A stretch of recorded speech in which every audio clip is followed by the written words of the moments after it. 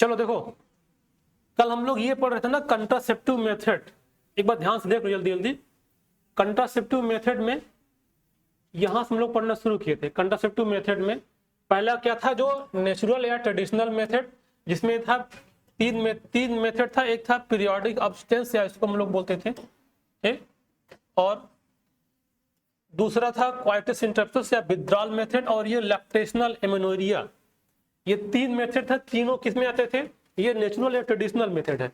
इसका मतलब ये हुआ कि जिस समय फर्टाइल पीरियड है, अर्थात फर्टाइल पीरियड मतलब क्या होता है, जब डे 10 से लेके डे 17 तक के बीच में, मेंस्ट्रुअल साइकिल के बीच में आप सेक्सुअल इंटरकोर्सेस ना करें तो प्रेगनेंसी नहीं होगी। और दूसरा था क्वाइटस इंटरप्टस या इसको विथड्रॉल, साइकिल के पहले नहीं, जिस दिन साइकिल स्टार्ट हुआ है, अब डिटेल वाला कल वाला लेक्चर देख लेना एक बार। जिस दिन साइकिल स्टार्ट हुए, मान लो डे फर्स्ट हो गया, अब डे फर्स्ट के बाद से लेके डे 10 आएगा, तो इतना दिन तो सेफ है। इसके बाद देखो डे 10 से लेके डे 70 तक ये एक फर्टाइल पीरियड बोला जाएगा, क्योंकि देखो ओवुलेशन कब होता है, 14 डे में। अगर ओवुलेशन होगा तो उस समय क्या है, फर्टिलाइजेशन हो सकता है। तो अगर इसके बीच में अगर स्पर्म की एंट्री होती है तो क्या हो जाएगा, फर्टिलाइजेशन होगा। तो ये डे में इसको छोड़ के किसी और दिन जो होगा सेक्सुअल इंटरकोर्स, कोई पॉसिबिलिटी ऐसी नहीं होगी, है ना। और ये क्वाइटस इंटर मतलब विथड्रॉल मेथड था। इसमें क्या था कि जब इजैकुलेशन होना होगा सेक्सुअल इंटरकोर्स के दौरान, उस समय आप पेनिस को वेजाइनल पार्ट से बाहर निकाल देंगे तो जो स्पर्म होता है वो सब बाहर चला जाएगा, तो फिर कोई भी क्या बोलते हैं फर्टिलाइजेशन होने की कोई संभावना नहीं है। और तीसरा क्या था, लैक्टेशनल एमोनेरिया। इसमें क्या था कि जब कोई भी फीमेल बेबी को डिलीवरी करती हैं तो उसको 6 मंथ तक जो डाटा दिया हुआ, किसी में ये वैरी भी करता है, किसी में ये 4 महीने, 6 महीना, 8 महीने या साल या 2 साल तक चलता है, तब तक वो किसी प्रकार का कोई मेंस्ट्रुअल साइकिल नहीं आता है। अगर मेंस्ट्रुअल साइकिल नहीं आएगा तो प्रेगनेंसी नहीं होगी, है ना। ये सब था, डिटेल में इसको हम लोग पढ़े हैं, रिकॉर्डिंग भी है। और ये दूसरा क्या था, अगला आएगा बैरियर मेथड, जिसमें आएगा कंडोम मेल और फीमेल दोनों का देखने को मिलता है। और सबसे बड़ी बात इसमें ये होता है कि ये जो है, जो एसटीडी है उसको भी ये प्रिवेंट करता है ना, इसको यूज करने से। और फिर ये था डायफ्राम, जो सर्वाइकल कैप या वॉल्ट बोलते हैं इसको, ये भी प्रकार का बैरियर है ना। अब कंडोम और इसमें ये डिफरेंस ये है कि जो कंडोम होता है वो रीयूजेबल नहीं है, और ये जो होता है ये रीयूजेबल है, मतलब एक बार इसको यूज करें दोबारा इसको स्टरलाइज करके यूज कर सकते हैं। और तीसरा था, मतलब तीसरा स्पर्मिसाइडल क्रीम या जेल या फोम, इसका यूज करने से जो स्पर्म की मोर्टेलिटी है वो क्या हो जाती है, वो कमजोर हो जाती है, मतलब स्पर्म पंचर हो जाएगा तो इफिशियंसी फर्टिलाइजेशन होने की संभावना कम रहेगी। ये भी पढ़े थे। और ये देखो अगला है यूटेराइन डिवाइस, इंट्रायूटेराइन डिवाइस, जिसको आईयूडी बोलते हैं। इसमें 3 टाइप की आईयूडी थे। एक नॉन मेडिकेटेड आईयूडी जो कि लाइपेज लूप, ये स्पर्म की मोर्टेलिटी को कंट्रोल करती है और स्पर्मिसाइडल इफेक्ट को भी, हाँ बताओ जल्दी। और अगला था इसमें कॉपर रिलीजिंग आईयूडी। देखो इसमें लाइपेज लूप आता था, किसमें, नॉन मेडिकेटेड में। और इसमें क्या था, कॉपर टी और कॉपर 7 और मल्टी लोड 375। और एक था हार्मोन रिलीजिंग आईयूडी, इसका एग्जांपल क्या था, ये प्रोजेस्टेट LNG-20 है ना, प्रोजेस्टेट है ना। क्या लाइपेज लूप तो यहाँ था ना, इस कहाँ गया वो, ये था नॉन मेडिकेटेड में, है ना। तो ये तीनों, हाँ ये एक डिवाइस है, इंट्रायूटेराइन डिवाइस, जो कि क्या करते हैं, फर्टिलिटी को रोकते हैं। अब ये 3 टाइप की होती है, कौन कौन, एक देखो नॉन मेडिकेटेड, एक कॉपर रिलीजिंग और एक होती है हार्मोन रिलीजिंग। बात नहीं, देखो सबका मतलब है ना अलग अलग। देखो ये क्या करेगा, ये स्पर्म की मोर्टेलिटी को रोकेगा, और ये स्पर्मिसाइडल होता है, मतलब स्पर्म क्या कर देगा, पंचर कर देगा, है ना। हाँ पंचर मतलब स्पर्म अगर पंचर हो जाएगा तो मूव नहीं कर पाएगा। जो उसका पार्ट है, क्या बोलते हैं, हेड वाला पार्ट, उसको अगर उसमें अगर कोई जाके निडल चुभा देगा, मतलब निडल इतना बहुत मोटा होगा उसके लिए कि अगर वो स्पर्मिसाइड मतलब उसको पंचर कर देगा तो मूव नहीं कर पाएगा, वो उसकी डेथ हो जाएगी, है ना। इतना काम करता है। अब ये कॉपर में से कॉपर निकलता है, और देखो ये भी क्या करता है, ये सप्रेस मोर्टेलिटी सप्रेस करेगा और एंड फर्टिलाइजेशन कैपेसिटी को कम कर देगा, है ना। और ये क्या करता है, इम्प्लांटेशन को अनसुटेबल कर देता है, मतलब फर्टिलाइजेशन अगर हो भी गया, जायगोट बन भी गया, तो इम्प्लांटेशन नहीं हो पाएगा। ये सब काम करता था। बाकी ओरल कंट्रासेप्टिव में कि एक था पिल्स, जो कि डेली मतलब 21 डे तक ले जाएगा मेंस्ट्रुअल साइकिल में, क्या बोलते हैं 7 डे का गैप करके 21 डे लिया जाएगा, ये था। और फिर दूसरी थी एक सहेली, जो कि इसको खाते थे, ये वीक में एक बार, इसको CDRI लखनऊ ने डेवलप किया था, है ना। और इसके बाद हम लोग पढ़े थे ये इंजेक्टेबल कुछ इंजेक्शन जो कि स्किन के नीचे उसको इंजेक्ट कर दिया जाता है, उसमें होता वही है एस्ट्रोजन या प्रोजेस्टेरोन होता है या तो प्रोजेस्टेरोन एस्ट्रोजन का कॉम्बिनेशन होता है। अब ये थोड़ा सा लंबे समय के लिए इसका यूज करते हैं। और फिर ये था सर्जिकल मेथड या स्टेरिलाइजेशन। अब इसमें एक था ट्यूबेक्टोमी, ये रिवर्सिबल नहीं है, अगर ये एक बार हो गया तो दोबारा कोई संभावना नहीं है। मतलब इसमें क्या होता है, काट दिया जाता है, क्या काट दिया जाता है, फैलोपियन ट्यूब को काट के उसको बांध दिया जाता है। अगर ये हो गया तो सब परमानेंटली वो क्या हो जाएगा, कंट्रासेप्शन यूज हो ही जाएगा। और ये क्या वैसेक्टोमी, मतलब अगर मेल के वास्ट डिफेंस को काट के बांध दिया जाएगा तो उसको क्या बोलते हैं, वैसेक्टोमी। एक और बताए थे इसकी सीट अभी निकली नहीं है, प्रिंट होने को बोले हैं, इंक खत्म है, जाके ऑफिस में जाकर बोल दो कि प्रिंट नहीं हो रही, क्यों नहीं हो रही, जाओ बोलो, चलो निकलो यहाँ से। देखो दूसरा क्या है, वैसेक्टोमी। अगला क्या देखो इसमें क्या है, वैसेक्टोमी। वैसेक्टोमी मतलब क्या होता है, ये जो सेमिनिफरस ट्यूबुलस को काट कर दिया बांध दिया जाएगा।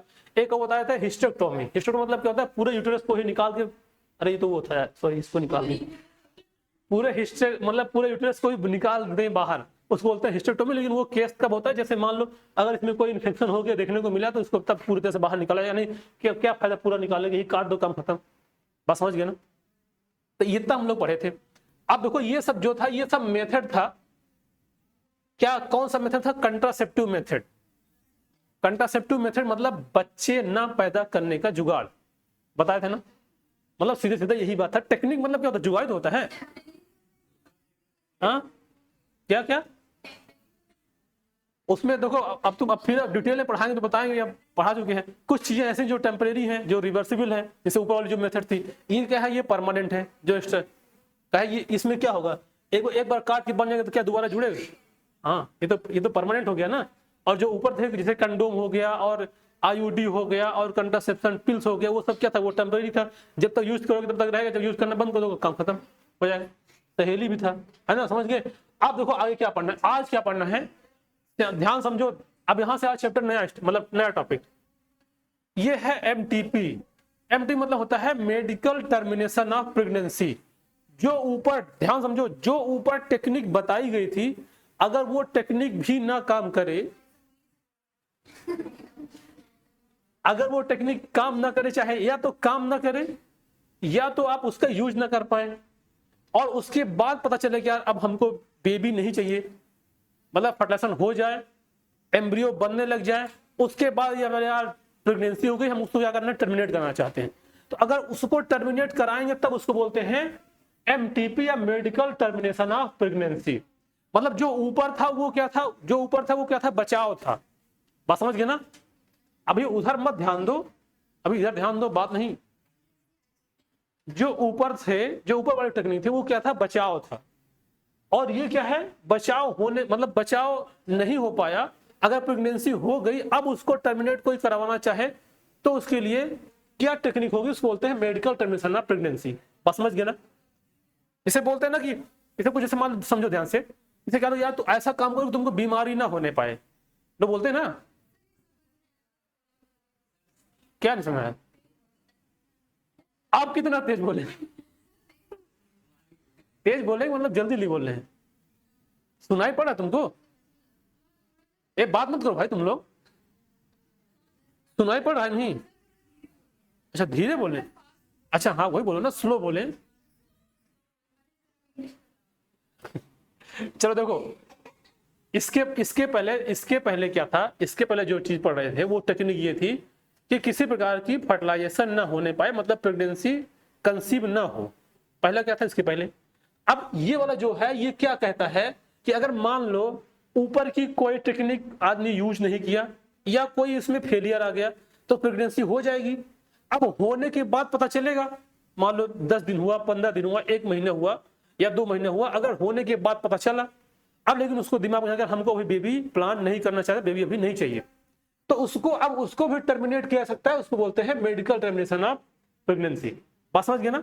तो अब इसके लिए क्या कर सकते हैं, थोड़ा इसको समझते हैं। देखो मतलब इसमें क्या होता है, इंटेंशनली या वॉलेंट्री, मतलब termination of pregnancy before the full term is called MTP, या इसको इंड्यूस्ड एबॉर्शन बोलते हैं। मतलब दवाइयां देके या या उसको कोई सर्जिकल यूज करके उसको बाहर निकाल देना, उसको क्या बोलते हैं, एमटीपी, या एबॉर्शन ही बोलेंगे, हाँ एबॉर्शन बोलेंगे, इंड्यूस्ड एबॉर्शन। अब देखो इस डाटा को देख के थोड़ा सा आइडिया लगाओ तुम लोग। देखो 45 से लेके 50 million MTP are perform in year all over the world. लगभग पूरे वर्ल्ड में देखा जाए तो 45 से 50 मिलियन एमटीपी लोग करवाते हैं। बस समझ रहे हो ना, मतलब वो सारे जो टेक्निक थे वो टेक्निक फेल हो जाते हैं कहीं ना कहीं, या कुछ दिक्कत हो जाती है, उसके बाद देखने को मिलता है। इसका मतलब अगर देखा जाए तो 1/5 of the total number of conceived pregnancy, मतलब जितनी प्रेगनेंसी कंसीव हो रही हैं उसमें से 1/5 जो होते हैं वो टर्मिनेट करवा देते हैं। बात समझ गए, इसका ये डाटा है। अब देखो एमटीपी अगर होगा तो इसका क्या मतलब है, एक चीज तो कंट्रोल होगा ना, पॉपुलेशन कंट्रोल होगा। मान लो गलती कर दिए, अब पॉपुलेशन, अरे हंसते क्या हो, हंसी क्यों रिश्ते में, अगर मान लो कुछ गलतियां हो गई तो ये पॉपुलेशन को क्या करेगा, कंट्रोल करेगा। लेकिन इसमें सुनो ध्यान से, अब बात जो इसमें पॉइंट है उस पर ध्यान दो। देखो कुछ कंट्री ऐसी हैं जो इसको लीगल नहीं मानती हैं, कुछ कंट्री ऐसी हैं जो इसको लीगल नहीं मानती हैं कि अगर बेबी कंसीव हो गया तो आप उसको टर्मिनेट नहीं करा सकते हैं। उसका रीजन क्या है, emotional, ethical, religious and social issue. Emotional मतलब यार कि बेबी को मारोगे कैसे तुम, मतलब पेरेंट्स हो, है ना, इमोशन है ना। और दूसरा देखो इथिकल, मतलब इथिकल इशू आएगा ना कि हाँ मतलब यार तुम क्या कर रहे हो, ऐसा नहीं करना चाहिए, क्या समाज क्या कहता है, ये क्या कहता है। और धार्मिक कुछ, अभी आ रही बात उसकी, अभी तो रुक जाओ, तो अभी तो रुको जरा, अभी तो शुरू हुआ। अभी क्या आएगा, रिलीजियस मतलब कुछ धार्मिक होता है कि हमारे धर्म में, बात नहीं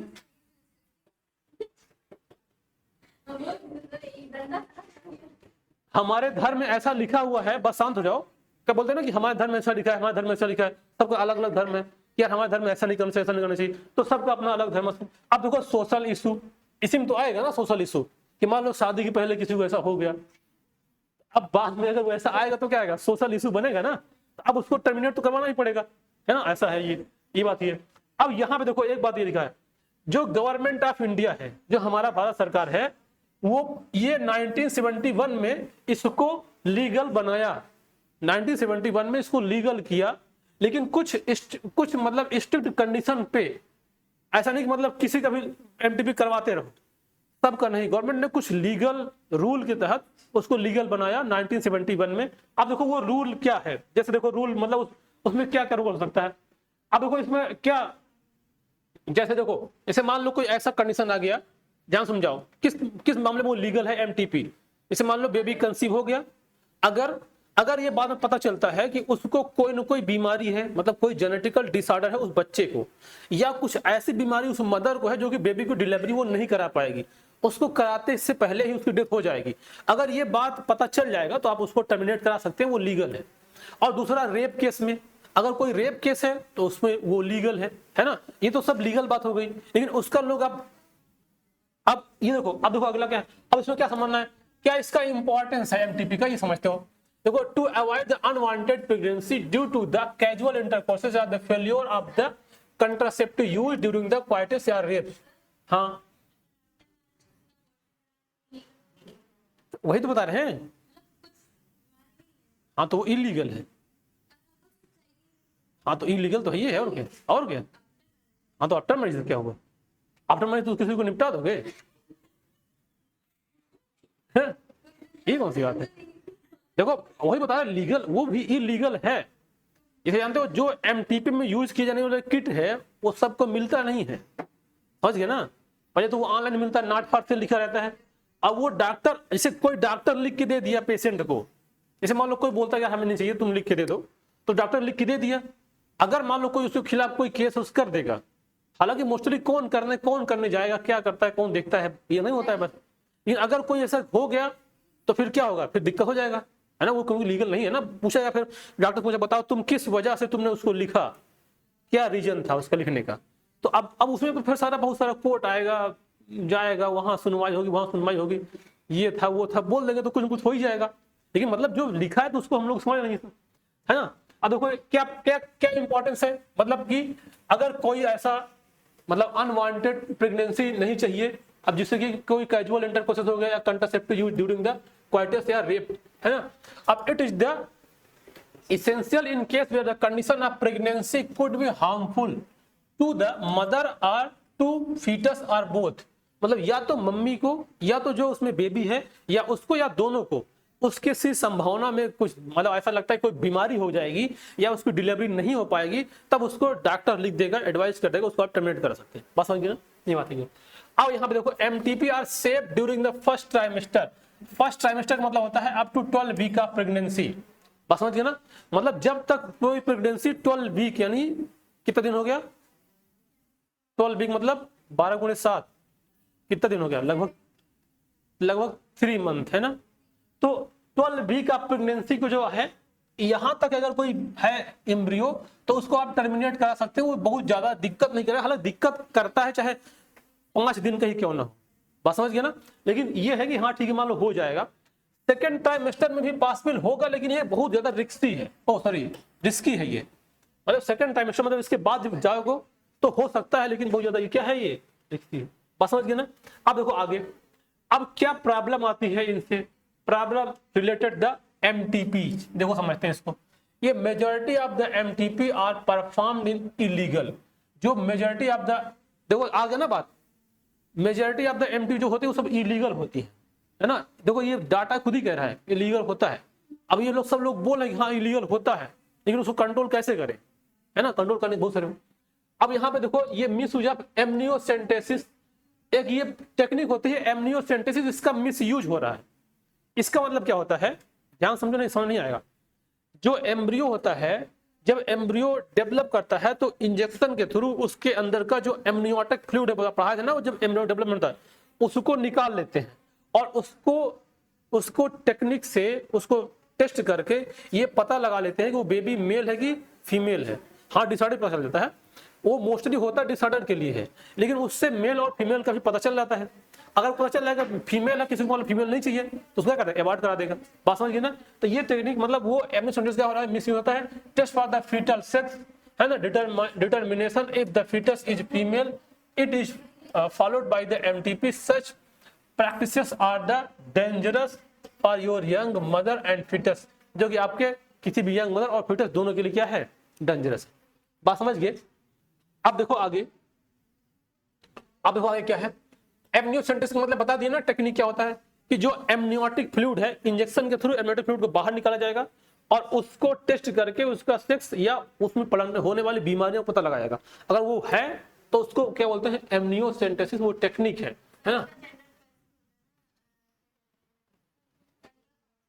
हाँ अल्ट्रासाउंड से तो पता चल ही जाता है, एमनियोसेंटेसिस टेक्निक से पता चलता है, क्योंकि उसमें होती है ना बार बॉडी।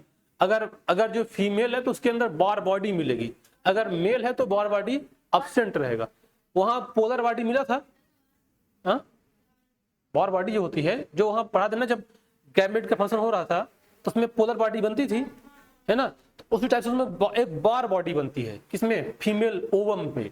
तो वो अगर होगा तो केवल फीमेल कंडीशन में रहेगा, मतलब जब फीमेल होगी, जब डेवलप करेगी तो उसमें बार बॉडी बनेगी, है ना। अगर मेल होगा तो बार बॉडी नहीं बनेगी। तो अगर बार बॉडी है तो क्या कहलाएगा, फीमेल, अगर नहीं है तो क्या कहलाएगा, मेल, है ना। अब ये देखो किसी प्रेग्नेंट लेडी का सेक्स बताना, जो बेबी है उसका सेक्स बताना भी क्या है, इलीगल है। हॉस्पिटलों में कभी जाते हो तुम लोग, जहां लिखा रहता है कि मतलब किसी भी का भी वो बताना इलीगल है, अगर कोई ऐसा बताता है पकड़ा जाएगा, उसके खिलाफ केस किया जाएगा डॉक्टर और जो पूछेगा उसके ऊपर। लेकिन अब डॉक्टर क्या है कि डॉक्टर मान लो पहचान का है कि मतलब ठीक है बस बता देना, तो अब कहे क्या कैसे बता देना, बोल देना कि अगर फीमेल होगा तो फ्राइडे और मेल होगा तो मंडे, लिख देना पर्ची में, हम समझ जाएंगे। बस समझ गए ना। तो ऐसे बहुत सारा केस होता है, मतलब क्या समझेंगे फ्राइडे मंडे क्या लिखा है, वो ऐसे लिख देगा, जो समझना समझ जाएंगे, तो ठीक है फिर उस पर अगली प्रोसेस होगा। तो ये सब बीते। हालांकि अब लोग धीरे धीरे समझदार हो रहे हैं, कोई मतलब ऐसा नहीं कि मेल फीमेल अलग अलग है, लड़का लड़की एक समान, लोग धीरे समझ रहे हैं। पहले लोग नहीं समझते थे, है ना। अच्छा पहले लोग समझने के कारण था, जानते हो क्या कारण था, एजुकेशन। बस समझ रहे हो ना। इसे क्या था कि पहले ये था ना कि यार लड़कियां पढ़ेंगी नहीं, लड़कियां काम होता है घर का काम करना, बच्चे पैदा करना, बस काम खत्म। अरे घर का काम पकड़े वही तो आएगा, वो क्या आता है, आने का बाहर काम है क्या। तो घर का काम करना, बाकी अपने क्या बोलते हैं पीढ़ी को आगे बढ़ाना, ये सब काम होता है, बाकी और कोई काम नहीं है। लेकिन धीरे धीरे कुछ लड़कियों ने साबित कर दिया कि नहीं तुम्हारे जैसे हम भी काम कर सकते हैं। हम भी फाइटर प्लेन उड़ा सकते हैं, बस समझ गए ना, जो तुम कर सकते हो वो हम भी कर सकते हैं। तब धीरे लोग समझ अच्छा ऐसा है, तब यार इनको पढ़ाना चाहिए, क्योंकि जो काम हम अकेले नहीं कर पाए अगर लड़कियां आएंगी तो और अच्छे से काम हो जाएगा। तो फिर ऐसा होने लग गया। अब तो देखिए जाए सब लोग आर्मी भी लड़की जाने लग गई हैं, है ना। तो इसका मतलब तब लोगों को धीरे धीरे आने लग गया। तो अब लोग समझने लगे यार लड़का लड़की एक समान, कुछ भी हो जाए बस बेबी हो जाए, बस समझ गए ना, ये बात है। अब यहाँ पे एक बात देखो, गवर्नमेंट ने इस पॉइंट को ध्यान से सुनो। गवर्नमेंट ने जो रूल आया था 1971 में उसमें अमेंडमेंट किया, और उस रूल 2017 में उसमें अमेंडमेंट लाया, और उस अमेंडमेंट देखो क्या किया गया। देखो उसमें यह था कि जो एमटीपी है, एमटीपी का जो टाइम था वो 12 वीक था। ध्यान समझो इसमें क्या किया, एमटीपी का टाइम 12 वीक था। आप प्रेगनेंसी में आप इसको टर्मिनेट करा सकते हैं, ये रूल में था जो 1971 का। लेकिन इसको अमेंडमेंट करके उसको चेंज कर दिया गया 2017 में। उसमें यह कहा गया कि अगर ये 12 के बजाय ये 24 वीक का भी होगा तो उसको आप टर्मिनेट करा सकते हैं, लेकिन उसकी कंडीशन होगी। उसकी कंडीशन वही होगी कि आप उसका प्रॉपर आप प्रूफ दीजिए कि आप क्यों टर्मिनेट करा रहे हैं। पहली बात तो वो, अब देखो प्रूफ वही होगा, या तो कोई रेप केस हो, या कोई बीमारी हो, या कोई मदर को बीमारी हो, या कोई होने वाला फिटस बीमारी हो, या ये सब संभावना है, या तो उसकी जो मदर है वो मेंटल हो गई हो, है ना। जैसे प्रेगनेंसी के दौरान कभी हो जाता है ना, मान लो कोई दिक्कत हो गया हो या मेंटल हो गया हो, तो अब कुछ दिक्कत हो सकता है, तो उसको आप टर्मिनेट कर सकते हैं, लेकिन आप उसको पूरा प्रूफ दीजिए तब होगा। और इसमें देखो एक बात ये, और देखो ये था कि जो 12 वीक वाली प्रेगनेंसी को टर्मिनेट कराना है उसमें किसी एक डॉक्टर की, जो मेडिकल प्रैक्टिशनर है, मतलब डॉक्टर है, किसी एक डॉक्टर का सिग्नेचर चाहिए। मतलब वो बोलेगा कि हाँ आप इसको लिख देगा तो वो बोलेगा टर्मिनेट कराएंगे। लेकिन जो 24 वीक का होगा इसमें 2 डॉक्टर की जरूरत पड़ेगी, जो 2 कोई रजिस्टर्ड मेडिकल प्रैक्टिशनर है तो 2 की पड़ेगी, बस इसमें ये रूल है। बाकी वो वाला रूल फॉलो होगा। इसको 2017 में इसको अमेंडमेंट करके उसको चेंज किया गया था, है ना।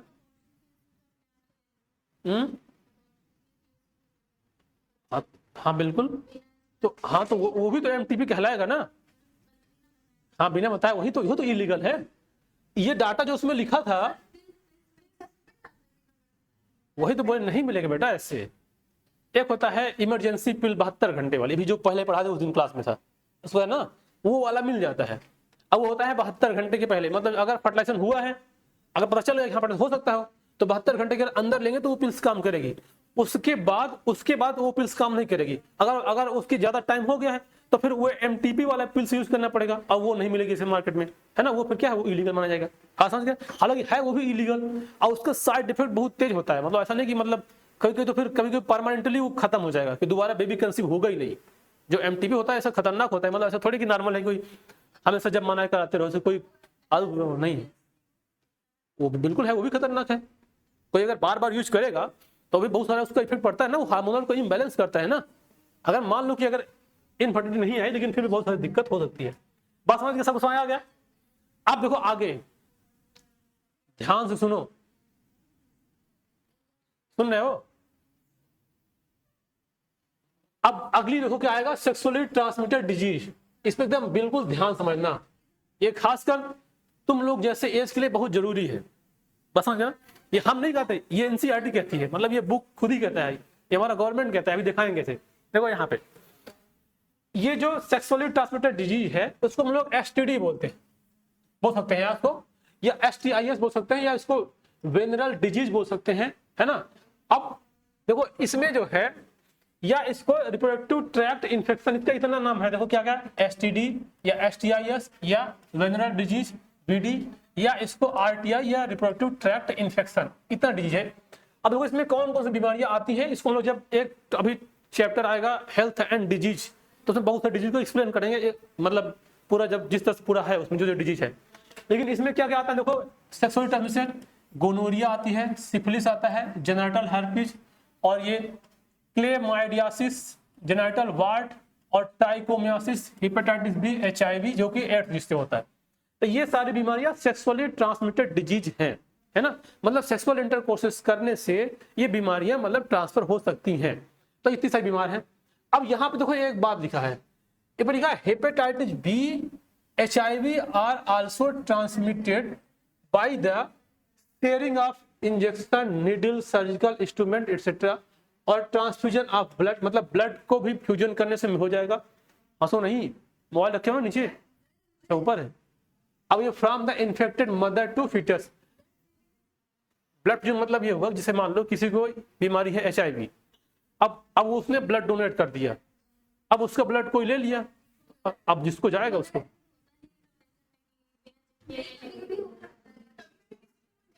तो वो ये वाली बात कहाँ आ रही है, ऐसा होता नहीं है, वो तो हम लोग करते नहीं ऐसा ना। अगर कोई कर देगा तो बीमारी हो जाएगी, इसका मतलब ये हुआ ना। हम कह रहे हैं कि लोग नहीं करते, इसलिए नहीं करते हैं ना, इसीलिए नहीं करते हैं। लेकिन अगर वो इन्फेक्टेड ब्लड अगर लगा दोगे तो उसको भी हो जाएगा, पक्का, समझ गए ना। ये ऐसा तो अब हो जाएगा इसलिए तो नहीं कर रहे हैं, अगर हो जाएगा तभी तो जानते हैं नहीं करना है ना।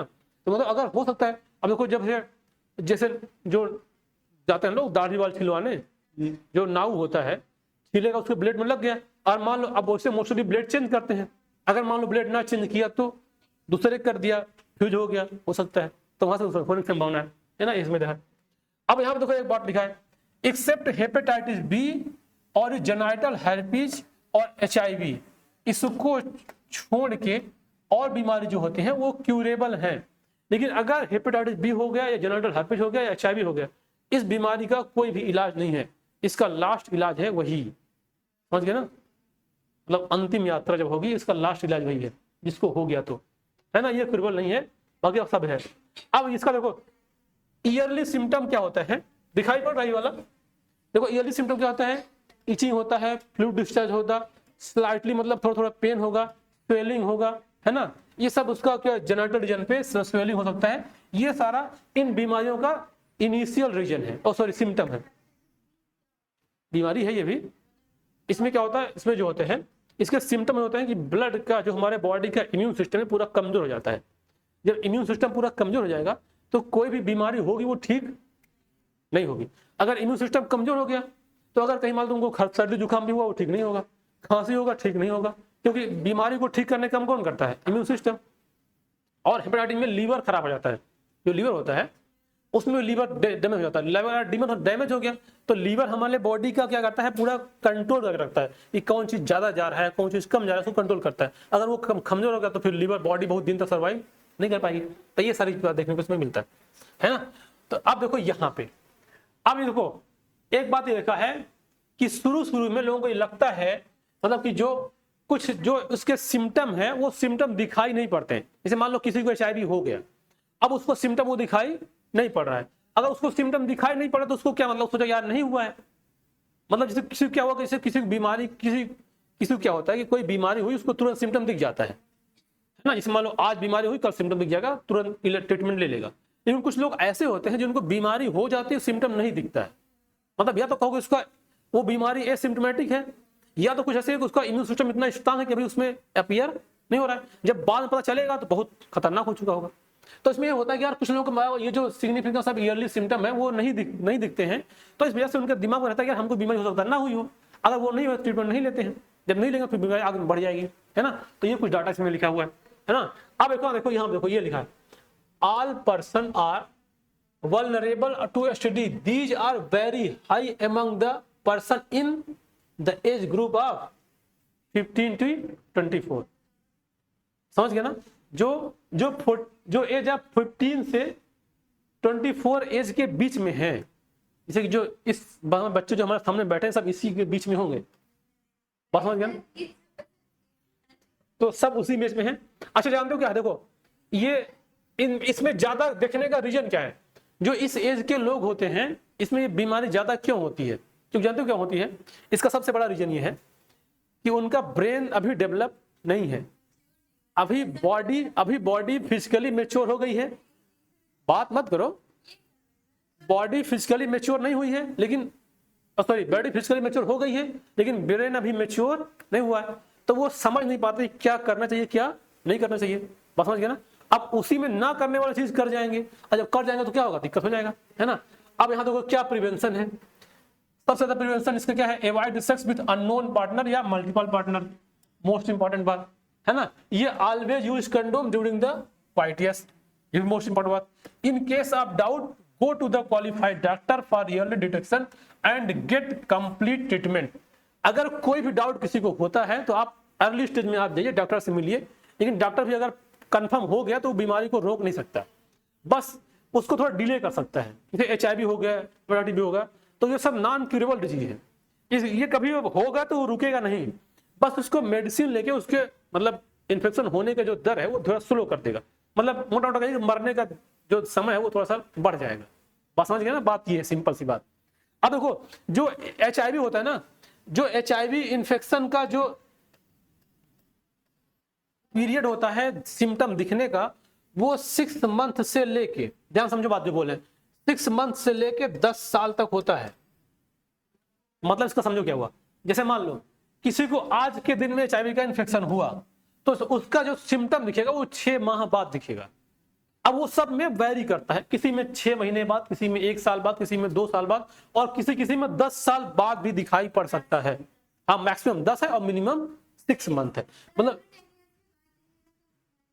क्या 10 ईयर की बात, हाँ हो सकता है, मतलब ये जो डाटा लिखा है मतलब से 6 महीना मिनिमम और मैक्सिमम क्या है 10 साल, यहां तक दिखाई दे सकता है कि मतलब इसको इन्फेक्शन आज हुआ और उसको सिम्टम दिखा 10 साल बाद, है ना, मतलब ये हुआ। अब देखो हाँ हो सकता है अगर ऐसा, अब अगर इसीलिए बोलते हैं कि अगर अर्ली स्टेज पता चल जाएगा तो ये अर्ली स्टेज में क्या रहेगा, उसका इन्फेक्शन कम रहेगा, जब उसका ट्रीटमेंट लेगा तो हो सकता है कि वो धीरे धीरे इन्फेक्शन धीरे धीरे बढ़े और कई दिन तक जिंदा रह सकता है। अगर नहीं जान पाएंगे, जब एकदम खूब घेर लेगा चारों तरफ से, अब तो कोई बीमारी दवाई नहीं काम करेगी। अरे यार क्या हुआ, क्या बोले? हाँ हाँ वही है, कोई सिम्टम नहीं दिखता इसे, हाँ उसको बोलते हैं, वो इंक्यूबेशन पीरियड बोलते हैं उसको। जैसे कोई बीमारी का जब सिम्टम दिख जाए तब तो समझेंगे ना कि बीमारी हमको आ गई है। जैसे मान लो मलेरिया होता है फीवर, तो ऐसा नहीं तुमको आज फीवर तो आज ही मलेरिया हुआ है, इसके पहले मच्छरिया ने काट लिया, मतलब क्योंकि मच्छर नहीं काटता ना, फीमेल मॉस्किटो ही काटती है, मेल मॉस्किटो नहीं काटता, बहुत सीधा होता है। हाँ उसको खून चाहिए होता है, ये बस पता है। तो वो क्या होगा, जिस दिन काटेगी उस दिन इन्फेक्शन नहीं होगा, कुछ दिन बाद होगा। तो अब हमको उस दिन पता चलेगा नहीं, कोई बात नहीं यार काट लिया होगा। अब जब हमको फीवर आएगा तब डॉक्टर बोलेगा चेक करा लो, तब पता चलेगा अच्छा मलेरिया हो गया है, फिर दवाई लेगा। बस समझ गया ना, ऐसे ये भी रीजन है। तो ये सब बात समझ जाओ, बात ध्यान से। अब देखो आता है, अब अगला टॉपिक है इनफर्टिलिटी, ध्यान से समझो। अब अगला टॉपिक है इनफर्टिलिटी।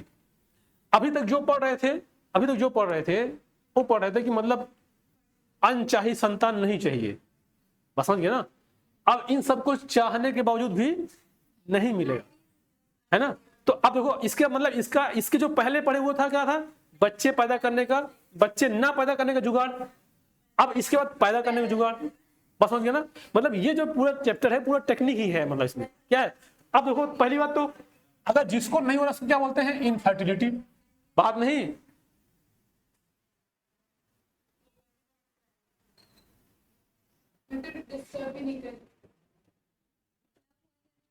इधर देखो क्या है इनफर्टिलिटी, इसका देखो इसका डिफिनेशन क्या होता है। अगर it is the inability to conceive और the produce the children even after 2 years of the unprotected sexual cohabitation. मतलब अगर कोई ऐसे कपल्स हैं जो 2 साल तक अनप्रोटेक्टेड सेक्स करते हैं और उनको फिर भी बेबी नहीं होता है, तो उसको क्या बोलते हैं, उसको मान लिया क्या है, वो इनफर्टाइल। बस समझ गए ना। अब वो इनफर्टाइल, अब उसको ट्रीटमेंट लेने की जरूरत है। इनफर्टाइल को जरूर नहीं कि केवल मेल और फीमेल, मतलब केवल फीमेल ही होगी, और क्या क्यों नहीं होगा, वो तो टेस्ट कराना पड़ेगा ना, पता चलेगा कौन है मेल और फीमेल हुआ तो जब टेस्ट करेगा तब पता चलेगा। ऐसा थोड़ी केवल एक ही लोग के लिए जिम्मेदार, बस समझिए ना, कोई हो सकता है, इनफर्टिलिटी किसी हो सकती है। अब ये देखो the reason of for this may be, देखो फिजिकल, मतलब कोई उसको मतलब उसको फिजिकली फिट नहीं है ना, कोई कंजेनिटल डिजीज है, कोई और डिजीज है, या ड्रग मतलब बहुत ज्यादा वो नशेड़ी है, बस समझ गए ना, ये भी हो सकता है, मतलब कोई भी ड्रग्स यूज करती है ना, और कोई इम्यूनोलॉजिकल इफेक्ट है, और कोई देखो ये कोई साइकोलॉजिकल बात दिक्कत है, उस सब में भी वो ये इनफर्टिलिटी होने की दिक्कत हो, मतलब प्रोबेबिलिटी हो सकती है, बस समझ गए ना। अब ये बात ध्यान रखना, ये मेल और फीमेल दोनों को हो सकता है, मतलब ऐसा बिल्कुल दिमाग में नहीं लाना है कि ये केवल फीमेल को या केवल मेल को होगा, बस समझ गए ना बात को। तो ये कहता है इनफर्टिलिटी। अब यहां पे देखो अगला आएगा असिस्टेड रिप्रोडक्टिव टेक्नोलॉजी, देखो आ गया ना टेक्नोलॉजी, टेक्नोलॉजी मतलब जुगाड़, है ना। अब इसको ART बोलते हैं, क्या बोलते हैं इसको? ART, क्या बोलते हैं? ART मतलब जितनी भी प्रोसीजर हैं इन फर्टिलिटी को इंप्रूव करने को, वो क्या कहलाता है? ART। ART मतलब these are the technology used to the correct the infertility problem, some of them are given below। मतलब जितनी भी टेक्नोलॉजी यूज करेंगे किसके लिए, क्या बोलते हैं? इनफर्टिलिटी को दूर करने के लिए, वो सारी क्या कहलाएगी? ART। बस समझ रहे हो? आप देखो भी टाइम है, इसको पढ़ाने में थोड़ा समझ ज्यादा लगेगा, ठीक है। पहले इसकी एक बात सुन लो कहानी। जो ART है ये तो टेक्नोलॉजी है ना, लेकिन इस टेक्नोलॉजी से पहले बहुत सारी चीजें होती हैं। जैसे मान लो किसी की स्पर्म की मोर्टेलिटी कम है, मान लो मेल की बात कर रहे हैं, तो अगर स्पर्म की मोर्टेलिटी कम है तो भी वो फर्टिलाइज नहीं कर पाएगा ओवम को, तो उसके लिए बहुत सारी क्या है? मेडिसिन है। डॉक्टर से बात करेगा, डॉक्टर उसको मेडिसिन लिखेगा, वो मेडिसिन खाएगा, हो सकता है उसकी स्पर्म की मोर्टेलिटी बढ़ जाए, तो क्या हो जाएगा? फर्टिलाइजेशन हो जाएगा, है ना। मतलब ये थोड़ा सिंपल प्रोसेस है। या मेल में बात, या मतलब या तो उसकी स्पर्म की मोर्टेलिटी कम है या स्पर्म का काउंट कम है, इसे 200 से 300 मिलियन स्पर्म होना चाहिए।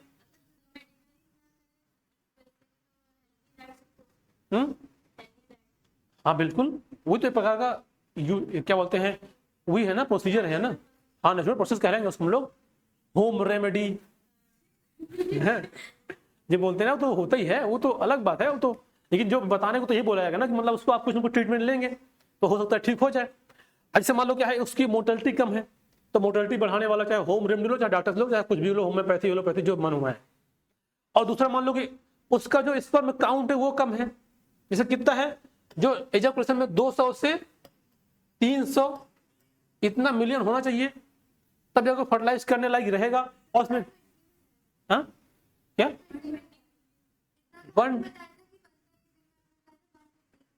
120 एक दिन में बनता है और इतना एक बार में इजैकुलेशन में निकलता है, बस समझिए ना। 120 मिलियन एक दिन में 120 मिलियन बनता है, हाँ एक दिन में, हाँ एक दिन में। और ये क्या लगभग 200 से 300 मिलियन स्पर्म एक इजैकुलेशन में निकलता है, बस समझिए ना। और इसमें देखो एक बात बताते हैं, वाइग्रस मोर्टेलिटी याद है कि अगर 40% ऐसे हैं जो कि मोटाइल हैं, अगर उससे डाटा मतलब अगर ऐसे था, अगर 60% मोटाइल है 40% नॉन मोटाइल भी है तो काम चल जाएगा। लेकिन अगर वो रिवर्स हुआ या उससे कम हो गए तो अगर वो क्या होगा, फिर वो वाइग्रस मोर्टेलिटी नहीं कहलाएगा, वो फिर वही कहेगा ना कि वो स्पर्म हेल्दी नहीं है, या मतलब वो हम बोल सकते हैं कि वो उसकी मोर्टेलिटी कमजोर है, बस समझे ना। तो ये हो सकता है, तो अगर ये सब चीजें आया तो हो सकता है मेडिसिन से लेके उसको यूज कर सकते हैं। और जैसे मान लो फीमेल की बात करें तो फीमेल में देखो, फीमेल में क्या दिक्कत होता है, जो ओवम ओवुलेट होकर निकल रहा है ओवम, उसमें ओवुलेशन में दिक्कत आ रही है। मतलब सब कुछ सही है लेकिन क्या हो रहा है, ओवुलेशन नहीं हो पा रहा है। अगर ओवुलेशन नहीं हो पा रहा है तो क्या होगा, अगर मान लो कोई हार्मोनल ले या कोई टेबलेट ले या कोई और भी चीज ले तो ओवुलेशन हो जाएगा, तो कम बन जाएगा, बस समझ गए ना। या किसी का ऐसा होता है कि मान लो कि ओवम वहां से ओवुलेशन हो भी नहीं रहा है, हो भी रहा है लेकिन है कि जहां पे उसको टारगेट पे आना चाहिए वहां पे नहीं आया, हाँ उससे कहीं पे ऐसा हो गया है तो उसमें भी दिक्कत हो सकती है ना। या ऐसा हो सकता है कभी कभी किसी का मेंस्ट्रुअल साइकिल रुक गया है किसी वजह से, है ना। जैसे मान लो कोई वीकनेस है या कोई टेंशन है या कुछ और दुनिया की बात हो सकती है, अगर रुक गई है तो अगर मेंस्ट्रुअल साइकिल रुका हुआ तो फिर क्या होगा, फर्टिलाइजेशन नहीं होने वाला है ना। तो ये सब को क्या, इस सबको मेडिकल मतलब मेडिसिन के द्वारा यूज करके इसको ठीक कर सकते हैं। अब लेकिन अब जब ये सब भी यूज नहीं कर पाएंगे, मतलब इसके यूज करने के बावजूद भी कुछ साल भर नहीं होगा, तब उसके लिए क्या आएगा, ART। तब इसमें टेक्नोलॉजी का यूज करना पड़ेगा, उसको क्या बोलते हैं, जुगाड़, है ना। अब वो जुगाड़ देखो यहां से शुरू होगा, ये जुगाड़ कहां शुरू होगा, यहां से। इसको अगली क्लास पढ़ेंगे क्योंकि टाइम इसमें ज्यादा टाइम लगेगा। देखो पहले आएगा गैमीट इंट्रा फैलोपियन ट्रांसफर, फिर उसके बाद ये आएगा इंटरस्टेबलाइजमेंट इंजेक्शन, है ना, ये सब कंटिन्यू आएगा। फिर आएगा AI आर्टिफिशियल, है ना। अब इन विट्रो फर्टिलाइजेशन ये सब आएगा, फिर इसके बाद पढ़ेंगे, है ना। तो हम लोग इसको कल पढ़ेंगे ART और कल ये खत्म हो जाएगा अगले टर्न पे, ठीक है। देखो PDF अभी प्रिंट होने में थोड़ा इशू आ रहा है, इंक खत्म है उसका। और क्या लगा, देखे नहीं क्या लगा हुआ है, देखो जहां स्लाइड प्रिंट होता है उस बगल में लगा हुआ है। चलो ठीक है, फिर मिलते हैं अगली क्लास में। फ्राइडे को टेस्ट होगा ना, ध्यान रखना।